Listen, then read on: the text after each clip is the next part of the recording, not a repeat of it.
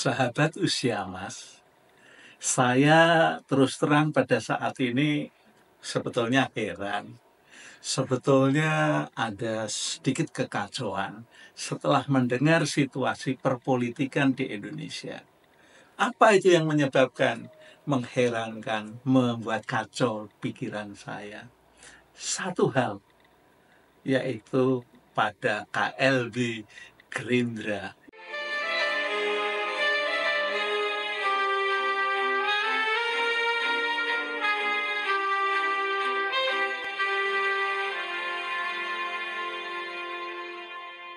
Yang beberapa hari lalu tiba-tiba mencalonkan Presiden Prabowo untuk jadi calon presiden. Lah, gimana sih?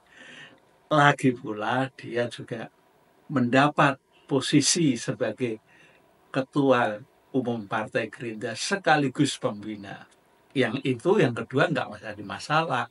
Tapi belum apa-apa loh, sudah dicalonkan sebagai calon presiden untuk tahun 2029. Ingat bahwa kepresidenan Pak Prabowo ini baru seumur jagung, 3 bulan lebih sedikit. Jadi kalau itu tanaman ya memang baru dipanen. Tapi kan kalau kepresidenan ini ya memang belum bisa diukur sebetulnya. Sekalipun hasil survei dari masyarakat sangat-sangat luar biasa, yaitu mencapai 80,9%. Luar biasa kan itu? Ya, apalagi juga didukung dengan situasi parlemen yang juga sangat kuat karena hampir semuanya pasti mendukung Pak Prabowo dalam mengambil keputusan karena posisi di parlemennya sangat kuat. Hanya PDIP sajalah yang tidak ada di dalam bagian itu. Ya, jadi kalau di dalam konteks pengambilan musyawarah pasti kalah. Nah, apalagi musyawarahnya ada jalan buntu, akhirnya terjadilah voting. Nah, dengan demikian saya juga menjadi semakin heran ketika Pak Prabowo mengundang seluruh ketua umum partai yang ada di KIM dan KIM Plus itu di Hambalang. Apa yang dipikirkan? Yaitu satu hal tentang koalisi permanen. Nah, ini kan menjadikan situasi berpolitik di Indonesia hanya untuk kepentingan para elit saja. Kalau dia setuju, misalnya ketua-ketua umum partai itu setuju sampai tahun 29 ya, permanen, maka ya hanya dikuasai oleh elit-elit tertentu. Ya ketua-ketua umum itu saja yang menikmati, yang lain enggak. Dan ada peluang juga tidak akan regenerasi kepemimpinan. Ya. Nah, kenapa saya berkata tidak ada regenerasi kepemimpinan? Jelas Presiden Prabowo pada saat ini juga seorang calon presiden di tahun 2029. Nah, jadi posisinya ya presiden, ya calon presiden. Jadi bisa juga selama 5 tahun ke depan ini juga dimanfaatkan untuk pencitraan. Ya, bahasa sederhananya pencitraan. Kalau dipakai kampanye kan nggak benar. Ya, tetapi mau tidak mau, itulah yang akan dibangun. Dan akibatnya apa? Kalau KIM Plus permanen ini terjadi, ya, tentu Pak Prabowo nggak punya pesaing. Hanya mungkin pesaingnya kalau saat ini kan partai PDI Perjuangan juga masih di luar. Mungkin hanya dari situ, ya, sekalipun ya undang-undangnya sudah dirubah oleh MK. Threshold 20% tidak ada, menjadi 0%. Nah, mestinya kan ya partai-partai seperti Golkar beranilah mencalonkan diri mencalonkan tokohnya untuk menjadi presiden atau wakil presiden. Demokrat yang kemarin itu kan juga sebetulnya ingin loh mencalonkan ketuanya menjadi apa namanya wakil presiden, tapi kan akhirnya enggak karena terjadilah perebutan yang sangat cepat. Nah, ini tadi memang situasi perpolitikan di Indonesia hanya untuk kepentingan elit saja dan tidak membuat adanya regenerasi. Ingat, kepemimpinan Presiden Prabowo ini masih seumur jagung, tadi sudah saya katakan, sebetulnya belum bisa diukur dengan baik. Apakah tingkat keberhasilannya tinggi? Ya? Apakah proyek-proyek atau program-programnya itu sudah berlangsung dengan baik, sudah berlangsung dengan benar, sudah berlangsung dengan tepat. Ya. Kan semua juga masih dalam tatanan memulai. Ya memang seperti makan bergizi gratis sudah mulai. Ya, tetapi kan juga semuanya masih dalam tataran permulaan. Jadi belum bisa serentak. Masyarakat pasti tahu tuh. Lalu yang kedua, program yang juga sangat luar biasa, yaitu pemeriksaan kesehatan gratis untuk seluruh rakyat Indonesia.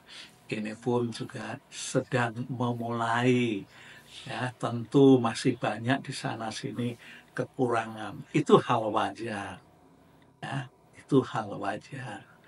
Tapi masalah pangan dan energi ini kan juga belum kelihatan, ya tentang ketahanan pangan dan energi ini. Buktinya aja kan kemarin sempat ramai tentang energi LPG 3 kilogram itu. Terjadi antrian yang panjang di daerah-daerah tertentu. Ya. Ini menandakan bahwa permanen koalisi permanen ini sebetulnya bisakah betul-betul permanen sampai tahun 2029? Itu pun sebenarnya bergantung kepada situasi partai-partai itu sendiri. Apalagi di tahun 25 ini nantinya juga akan ada beberapa partai yang melakukan kongres. Ya. Jadi untuk menentukan siapa-siapa yang akan menjadi ketua umumnya gitu. Jadi misalnya PDIP mungkin juga akan berubah, bukan ke Mega lagi, mungkin kepada siapa calon-calonnya. Ya, kecuali Bu Mega masih diaklamasikan dalam pemilihan itu suaranya iya, maka ya mau nggak mau Bu Mega akan jadi ketua. Tapi bagi partai yang lain, ya bisa juga ada pergantian. Setelah ada pergantian, ada peluang, belum tentu ketua partai yang baru itu setuju dengan apa namanya koalisi Kim Plus permanen itu. Nah, memang Kim Plus permanen ini kalau saya berpikir lebih jauh, kalau itu terjadi, maka nanti sekali lagi calon tunggal yang pertama mesti dari Pak Prabowo, ya, dari presiden. Jadi sekarang saya sudah menyatakan Pak Prabowo sekarang ini Presiden Republik Indonesia, yang kedua juga calon Presiden Republik Indonesia tahun 2029 sampai 34 itu. Nah, ini merupakan kejutan bagi kita semua, ya. Jadi mestinya rakyat mencoba mengkritisi ini. Ada apa sebenarnya?